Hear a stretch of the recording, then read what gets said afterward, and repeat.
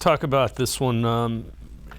Trevor Bauer, Major League Baseball came down hard. 324 game suspension. They keep putting him on the exempt list, for lack of a better term. That's not the correct thing for Major League Baseball, but they did that, and then they finally issue their findings after an investigation. Does that in any way, shape, or form, could that in any way, shape, or form affect the way the NFL deals with Deshaun Watson's suspension?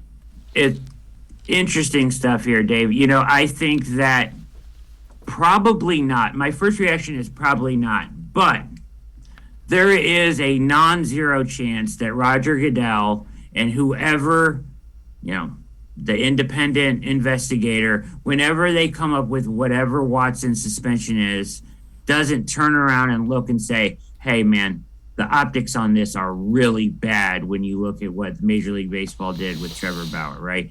They're different cases. They're different.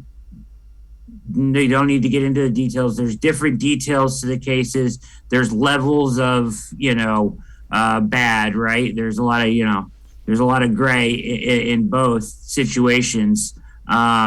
So you can't really, it's not apples to apples, but neither of them were indicted.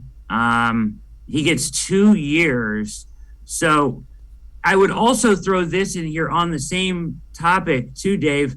DeAndre Hopkins gets 6 games for testing positive to PEDs.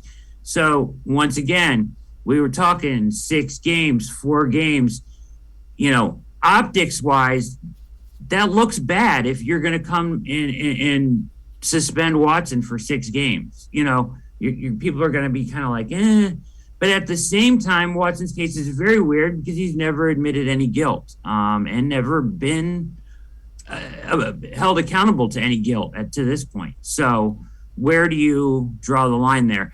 I do think there's a non-zero chance that the NFL does look at it and say, hey, we need to account for this. Yeah, you're right. The optics of it will probably factor into the decision one way or another.